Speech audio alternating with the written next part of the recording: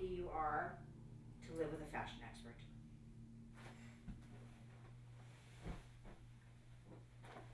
To live with a fashion expert? So lucky. So lucky. I am a master at matching outfits with occasions. Okay, just tell me what kind of party it is.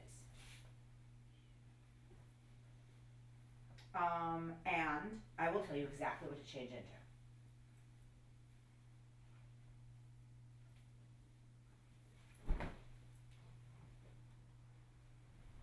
What kind of party is it? It's a birthday party for my friend.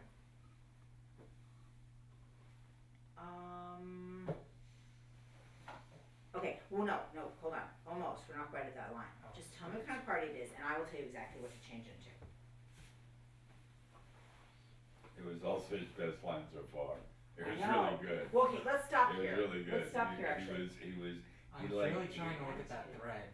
I know. It was really good, cause you're doing two things that aren't right that you undid on that line. What they are is this: you start to fold, and then as you talk, you unfold and refold without having a reason to unfold and refold.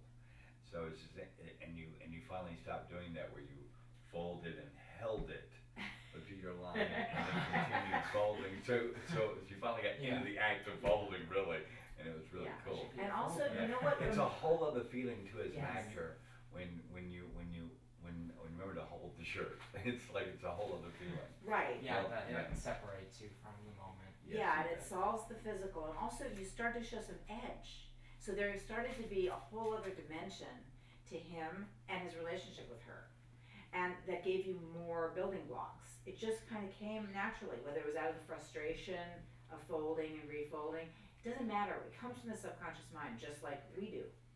So did you notice that? So then it gives you a lot of things to later, I don't want to say choose from, because I think this should all stay subconscious, but it gives you a lot of places to go, and you'll then arrive at the place that you're going to end up. And an easier, more compact version of the same behavior is like when you're at your desk, you're doing your homework, have a cup with all your pens and pencils in it, and turn them all the same way, whatever you do as you go over your lines, and just redo them all. Right. It's the same difference, but it'll keep you from becoming mechanical in your homework. Yeah, we've talked coins and buttons. We've talked about all that. This is more, large motor in a way. I mean, it's, you're not running laps or anything. People do that though. That's another exercise they will tell you, especially for nerves. They will tell you, we've done it in the studio a lot before, and we've seen people doing it, to run until you're out of breath, and then go in. And there's no way to be nervous. You physically can't Yeah, you can't. tighten up because you're busy. I was casting something once, and it was, and so I'm the casting director on it, right? We're reading guys to play a dad. It's supposed to be a woman in labor who's hyperventilating, and she's breathing into a bag, and he's coaching her. He's her labor coach. Well, I learned such a great trick that way. First of all, the pressure wasn't on me because I was the one reading the actors, so I wasn't up for the part. Secondly, I completely was almost passing out every single time I auditioned a guy because I had been breathing into this bag. And I realized that even under the most awkward of circumstances with all the network there, I was never nervous at all. And they were constantly saying to me, you should just be back acting. You shouldn't even be casting. I was like, that's because I'm breathing into this paper bag. And you're seeing the best work in the world. So there is something about, the breathing and the whatever. And this also does the same thing. It just takes your concentration. It just takes you out of your body.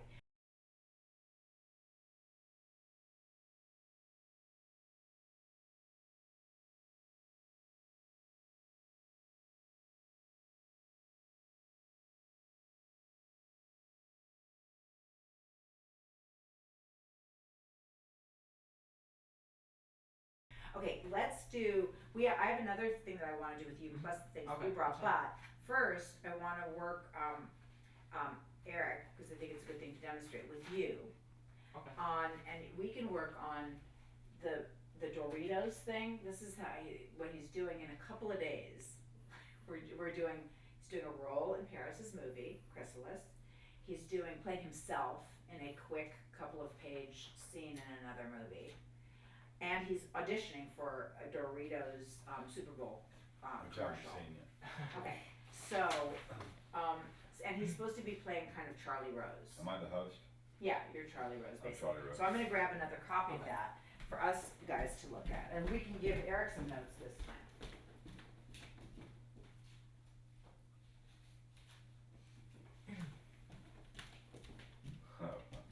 I'm interviewing a real Doritos chef. Oh, you're interviewing a chip? Okay, so why don't you look at it? Do Okay. you want Adam to read you the stage directions, hon?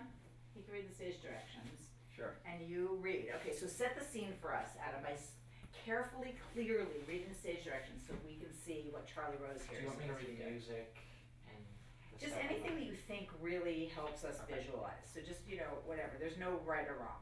And I've never seen this material. until Yeah, this. so we're cold. We're freezing cold here. Retro Public Access logo introduces the show Straight Talk with host to be denounced. Seated at one end of the discussion table is our host. He's the worldly embodiment of public access television and seemingly a close relative of Charlie Rose. Barely visible and seated in a tiny director's chair across from our host is our imperceptibly small guest, a real Doritos chip. As we angle on our host, Our next guest is the best-selling author of Faceless, Confessions of a Snack Time Icon. Welcome to the show. we cut to a CU of the Dorito, which is naturally faceless. An awkward beat of silence. The host has never had a guest so tough to crack. In this book, you share your pain and struggles with anonymity. Another shot of the faceless Dorito. Do you resent your Doritos peers or fellow Doritos? We cut to another shot of the expressionless chip. Our host's frustration begins to show. He ponders his next question but cannot continue. Looking off screen to a producer. I'm sorry, I can't do this. I mean, I'm interviewing a chip who wrote a book. An assistant director enters a wide shot to quell the moment as the host abruptly stands, ripping his microphone from his shirt. We hear the ruffling of his coat through the mic as he storms away. We cut to the Dorito one last time. It finally speaks. What a dick. Literally, that's That's it. what it says. The host unwinds backstage with a bag of Doritos. He raises his chip to his mouth, oblivious to the please. I don't get this. Oh, because it's saying, no, don't eat me, don't Like eat he's me. eating Oh, chip. No, no, no. Right. Oh, yeah, it's funny. Okay, is that it? Yeah, that's All it. right. Now, as with all comedy and as with all commercials, there's a lot of notes here. I'm going to ask you guys because I have my thoughts, but I'm going to ask you two guys. Okay, first of all, Eric, Mhm. what self-critique would you give over that particular first cold reading there? Oh, there needs you much more energy and needs you more fun to listen to. I was reading it No, because I was that's hearing great. the word. That's fine. Okay, what do you think you did very right?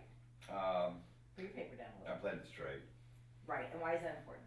because it's not a joke up till it's a joke. Okay. Now, what notes It's a would you joke on have? itself. Yeah. Yeah. What notes would you have there?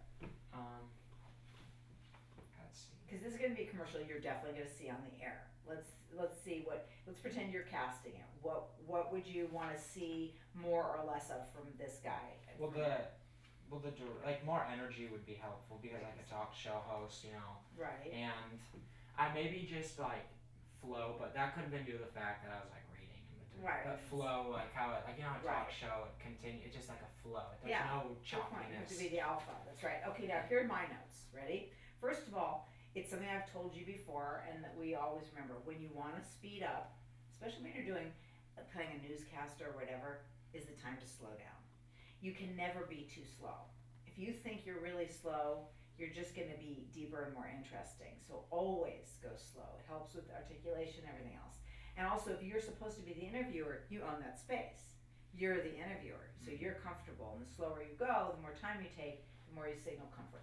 The other thing is a point that Eric brought up. It's very important. There's only a few types of comedy, and I see you doing a lot of comedy, okay?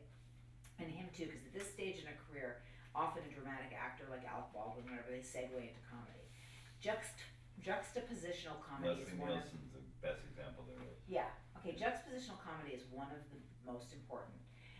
When I studied with Commedia dell'arte, which is a really well-known training system up in Humboldt County and all over the world, they passed around to the group of actors, and there was veterans there and young people, and a very elaborate mask. And almost everybody who put it on played into the mask. They did things because the mask looked very peculiar. And a couple of people just put the mask on, and that made us laugh. because the setup was already there. So he needs to imagine that he's interviewing, former President Clinton or President Obama. Henry Kissinger. And then what's funny is it's a chip. But let us be responsible for finding that funny. If he acts like he's interviewing a chip, we lose the joke until he then realizes and has a tantrum about it. And then it's funny. And he did a good thing on instinct, which is he's saying, I'm interviewing a chip. So it has to sound like you're going to say something else, right? That's the other type of comedy. It's when you take a swerve, when it throws us a curveball, because it throws us off balance, which makes us gasp, laugh, cry. It will cause laughter if it's funny.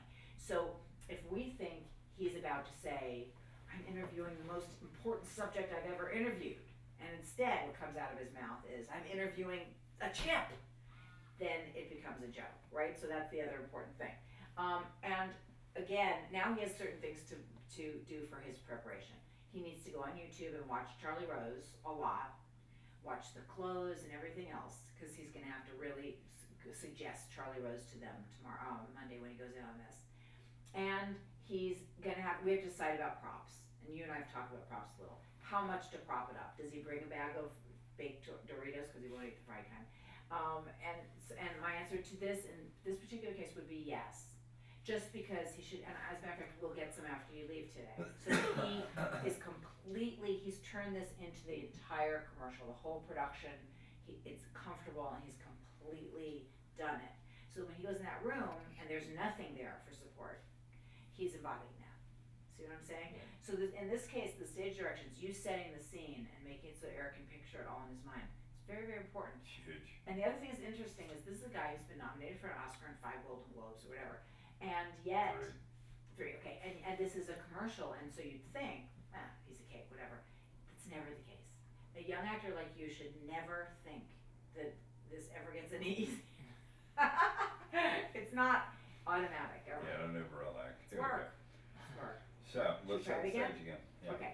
All right. Do you want Adam to watch or read? It's up to you two. Well, it's up to you. What do you want? Either way. Okay, read. Okay, read. Okay. Set it up. Really, Here we go. really set the scene for us. Let's really see it. And Eric, don't forget to slow down. And do you know who Charlie Rose is? Of course I do. Okay, so really Watch think this. be wearing not your gym clothes, but the suit and the thing. Okay. Retro Public Access logo introduces the show. Straight Talk with Eric Roberts. Seated at one end of the discussion table is our host. He's the worldly embodiment of public access television and seemingly a close relative of Charlie Rose. Barely visible and seated in a tiny director's chair across from our host is our imperceptibly small guest, a real Doritos chip. As we angle on our host, Our next guest is the best-selling author of Faceless, Confessions of a Snack Time Icon. Welcome to the show. we cut to a CU of the Dorito, which is naturally faceless. An awkward beat of silence. The host has never had a guest so tough to crack. In this book, you share your